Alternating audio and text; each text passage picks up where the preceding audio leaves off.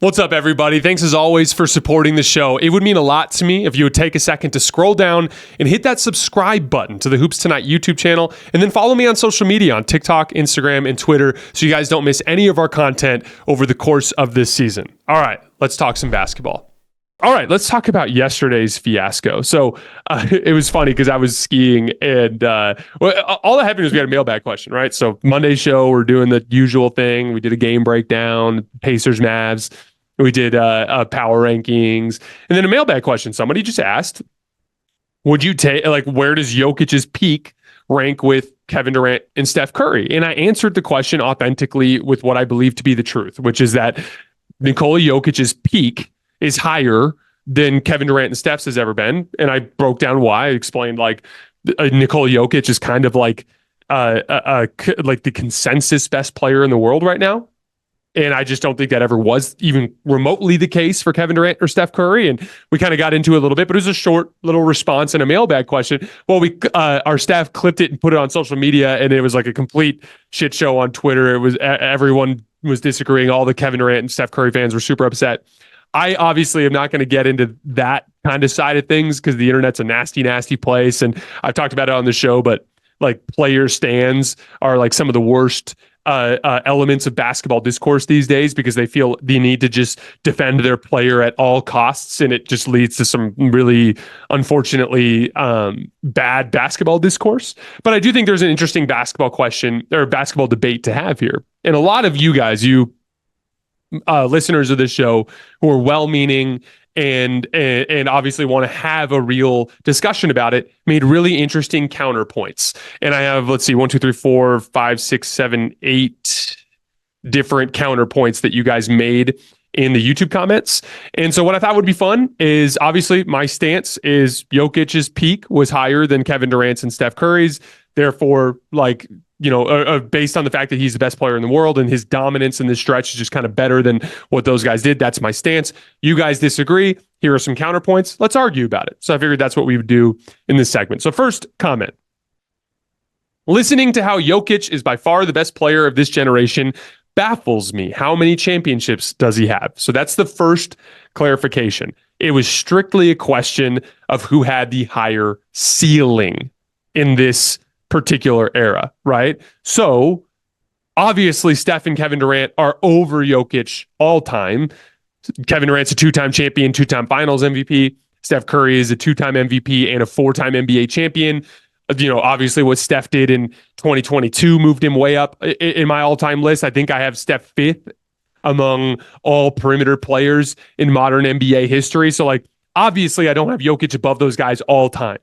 But strictly looking within the ceiling, their peak of their career and how much they dominated the league in their peak, I do have Jokic over those two guys. So that's the first clarification. Second one. That's a weird take saying that Joker is better than Steph because he's considered the best player in the world now when there isn't a prime LeBron to compare him to. Unless you would also say that Joker is now better than LeBron 6 or 7 years ago. So here's the thing. LeBron's peak versus Jokic's peak is an interesting discussion to have. Now, I would lean LeBron because I think LeBron had a better combination of inevitable half-court shot creation while also being this supremely gifted athlete that could cause so many problems on the defensive end of the floor and in transition and things along those lines. For instance, the case for Jokic is he's arguably the best half-court playoff basketball player on the offensive end of all time, arguably. That's his thing. In the half court, slow down environment, 5-on-5 offensive basketball. Is there a guy better than Nikola Jokic at creating and finishing super high quality shots? That's up for debate. And I would actually even accept if you said Jokic was slightly above even LeBron in that regard. But LeBron was also really good at that. When you look back to really that stretch from about 2014 to 2018, because he was really good offensively in the early Miami Heat years, but LeBron ball where you spread the floor and he'd beat his man in one-on-one or kick out to shooters or hit the lob man underneath the basket, that really kind of took on towards the end of the Miami Heat run when Chris Bosh moved to center and then in the Cleveland Cavaliers years, right? And especially peaking in 2018. 2018 LeBron, if you left him on an island, he was scoring. And if you helped, he was making the right play out to the right player to finish that play, right? So like, now, was he as good at that as prime Jokic was or is? I don't know. I probably lean ever so slightly towards Jokic just because Jokic has this inevitability around the rim where like he literally is making shots at like a 65-70% clip. And even LeBron at his peak wasn't that efficient as a scorer around the basket. But even though it's close in that regard, LeBron obviously was one of the very best defensive players in the league at his prime. And even in that later stretch from 2014 to 2018, he could still be this deeply impactful defensive and rebounding athlete. And so I lean very slightly towards LeBron in terms of the ceiling, but that's where I want to be clear here. I think Jokic's ceiling is in the same echelon as the LeBrons and the Kobes and the MJs and that group of guys. That's the level that I think Nikola Jokic is at right now. Now, as it pertains to Kevin Durant and Steph Curry and their circumstances having to be underneath LeBron, this is a conversation I've had a lot on this show. It mainly centers around LeBron James and MJ, because a lot of LeBron fans will be like, why are we giving MJ credit for being dominant in the 90s when he was just way better than everybody and there weren't any legitimate stars, like legitimate superstars that could challenge him? And that's what LeBron fans will say, right? They'll be like, like Charles Barkley was his best opponent during that stretch, or these big guys like Patrick Ewing or Shaquille O'Neal or Hakeem Olajuwon, these kinds of guys, like there just was nobody in the 90s that could step to Michael Jordan. And my thing is like, even if we do accept that as partially to be reality, that's not your circumstance. Your circumstance is your circumstance. And it's really difficult to quantify that. How much is the way we view Charles Barkley and the way we view those centers in that era, like how much Clyde Drexler, how much of that is actually related to the fact that MJ just won all the time? Like, if MJ didn't play at all in the 90s, would we view Charles Barkley the way we view Magic and Larry and Steph and KD and LeBron, or Steph and LeBron? Would we view him like that? Because what if Barkley got 4 titles in the 90s because MJ wasn't there, right? Like it's all convoluted and really difficult to quantify. So to me, the way all you can do is dominate your peers. Going across eras gets too complicated. It's within the realm of your era, your NBA that you play in, and how you stack up to your peers there. And here's the thing. KD and Steph, they had to play in the LeBron James era. That is true. But I personally don't think they were on the same level, right? That's just the reality. We look at Jokic now. It's a different league, right? We have older LeBron, older KD, older Steph, but we also have Giannis. We also have Luka. We also have Joel Embiid. We have Jason Tatum. We have all Kawhi Leonard. We have all these guys, and Jokic is still head and shoulders above all of them. So even though I first of all reject that idea outright, just from the standpoint of like it's convoluted and difficult to quantify the different eras, right? But regardless, within this era, in a league that has Giannis and Luka and Embiid and LeBron and KD and Steph and all these guys, Jokic is way better than them. At least substantially and clearly definably better than them. So to me, that is the difference maker for Jokic. Like I think that when we're looking at ceilings, it's really difficult to quantify the different eras, but we can quantify that current era. And to me, Jokic is better in his era relative to his peers than KD and Steph ever were relative to their peers in their era. Next question, or next comment or counterpoint, I should say. Steph is 6'2". Comparing him to a 7-footer is not even accurate or fair. I mean, here's the thing. Basketball is basketball. There's not a trophy for short players and a trophy for tall players. It is a testament to how incredibly great Steph Curry is, that at 6'2", he's in the conversations that he's in.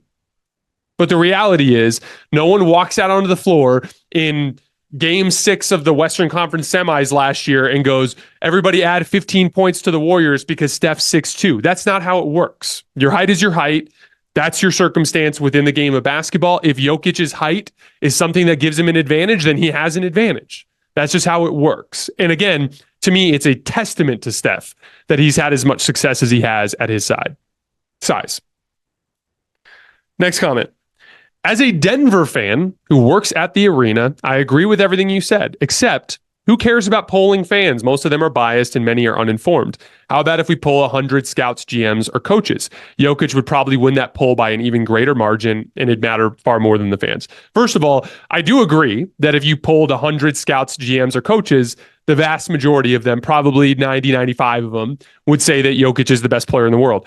I do push back a little bit in the sense that, like, I think fans are smart basketball fans too. I think it depends. Like, there's some that are not, and there's some that are. But like, I do think fan opinion does matter, and I think like that's a big part of why I do interact so much with you guys in the comments. Is like I legitimately think a lot of you guys bring really interesting perspective to the table, and I do think that there's value there. Next comment. Steph in 2016 was definitively the best in the league until he got injured in the playoffs. Man was hurt throughout and man was playing hurt throughout that postseason. So here's the thing. Steph had a case to be the best player in the world in 2016.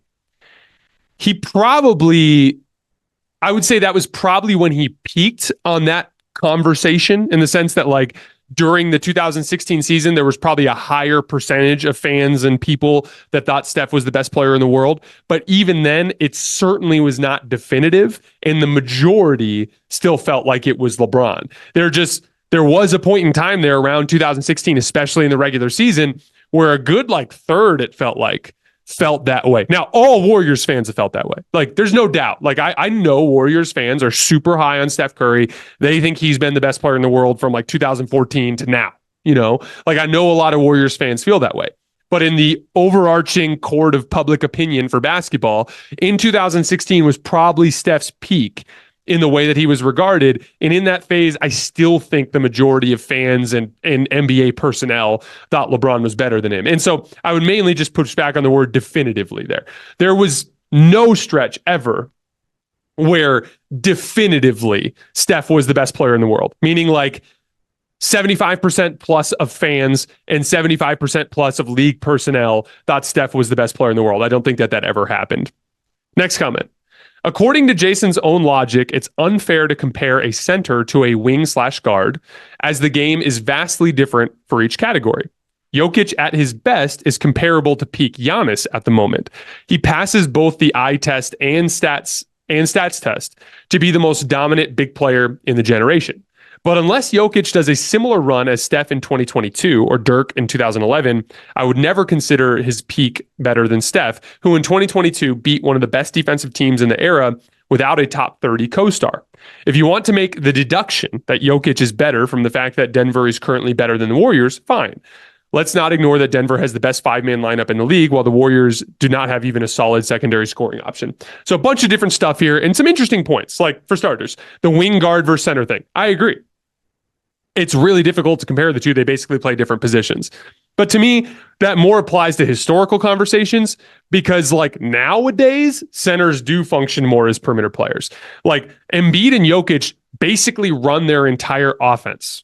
Like, that was not the case. Like, even take like a dominant post player like Hakeem Olajuwon in like the mid 90s. He was not getting super high volume assists and running the offense outside of him looking to score down there. That was not the way bigs were used back then. So like pre the super modern, like last, 7-8 years, before that stretch, centers really did fundamentally play a different sport. But like nowadays, it's like Giannis, to me, is kind of a perimeter player. Nikola Jokic kind of is a perimeter player. Joel Embiid kind of is a perimeter player. So now it gets more convoluted just because of the way basketball has changed. Even Embiid now, who is so limited as a passer, is taking massive leaps as a passer because they're using him as a passer. Like that is just fundamentally how the game of basketball is changing. So like, I do feel that way when it comes to ranking like Tim Duncan and Shaq and Hakeem Olajuwon and all these guys compared to like Kobe and LeBron and MJ. But like Jokic, Giannis, Embiid, These are modern bigs, and modern bigs are much more like normal basketball players as the league has become more and more positionless as time goes by. Jokic at his best is comparable to peak Giannis. That I disagree with. Giannis is incredible. And I think for a brief stretch there in the early 2020s, you could say he was the best player in the world, but it was up for debate. And specifically in that 2021 season, it was a weird season. It was post-COVID. All of the teams that made it to the later rounds in the 2020 season all struggled, right? Like even the Miami Heat, who have had the Bucks number every single year outside of that, like struggled in that season. The Nuggets were out, injured. The Lakers were out, injured, right? Like everyone was down, right? In that even that Celtics team was really bad in 2021. In that year, we had a Trae Young-led Western Conference team finalist.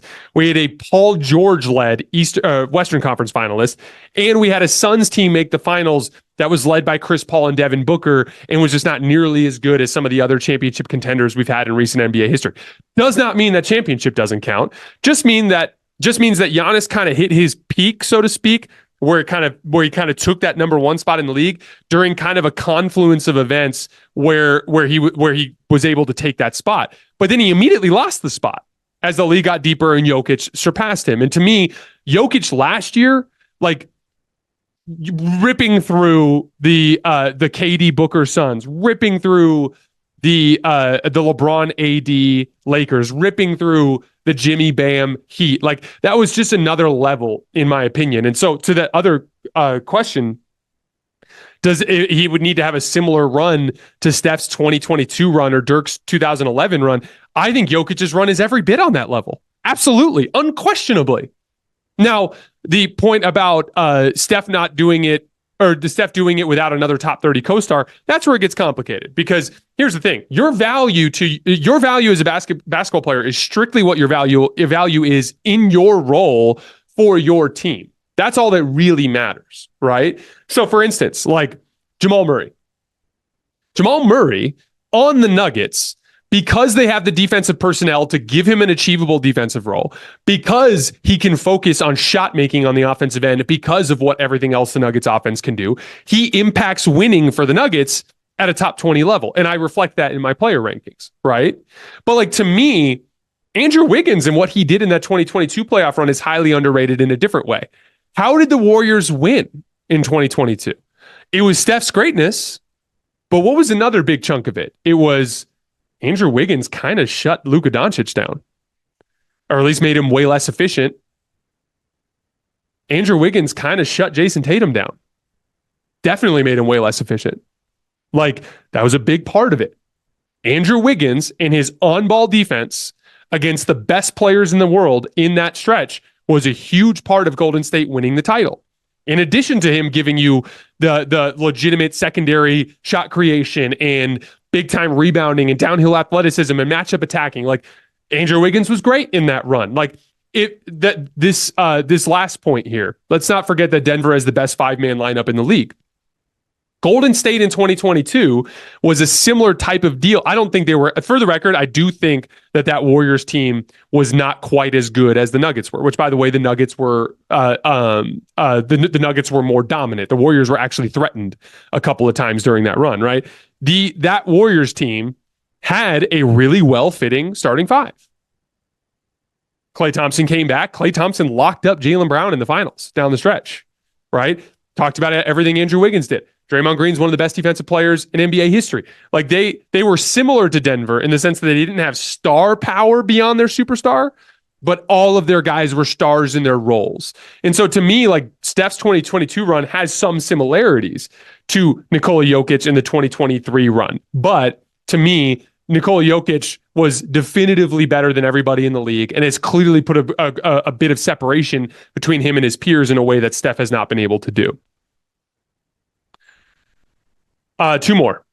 Jokic is 29 years old, not 26. He's unstoppable, but I doubt he'll get another season MVP award. My guess is Shea, Ant, Luka, and Tatum are the next contenders for the award. However, Ja Morant, when healthy, and Drama Free can also win the MVP. So this is actually really funny. I have no idea how I lost track of time But when I legitimately thought Jokic was like 27, 28 years old, or 26, 27 years old. Like clearly, like I'm wrong about a lot of things on the show. You guys know that. Trust me, there's certain people who listen to the show who will never let me live it down whenever I'm wrong about something. But like that was legitimately hilarious when I read that, because I was like, oh my God, like how much of a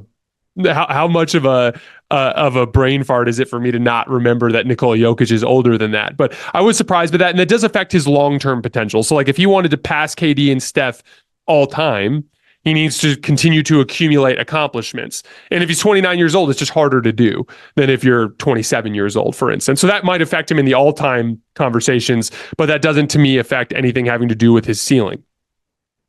Also, I do think he's going to win the MVP this year. He's the favorite. I think Shea is like plus 250, and there's a chance if the Nuggets really kind of let their foot off the gas here down the stretch that he could get it. But I do think Jokic is going to win his third MVP in 4 tries, and the one he didn't win last year, he straight up punted. He was the leader most of the season, and at the end of the season, he basically let Embiid get the award. So like he was this close to getting 4 consecutive MVPs. That's the level of dominance we're talking about, guys. Like, I get it. I understand that it's a little bit of like a recency bias thing. I understand that there's like, I'm usually Mr. Give credence and respect to the guys that have been there. And by the way, that I do reflect that in my all-time list. I'm not here saying Jokic is the 4th best player of all time. I'm just saying we are witnessing right now a level of dominance that we have never seen from KD or Steph. That's what I'm saying. I'm saying the level of dominance is more on par with what we've seen out of the guys at the top of the NBA history, guys like LeBron, guys like MJ, guys like Kobe, so on and so forth.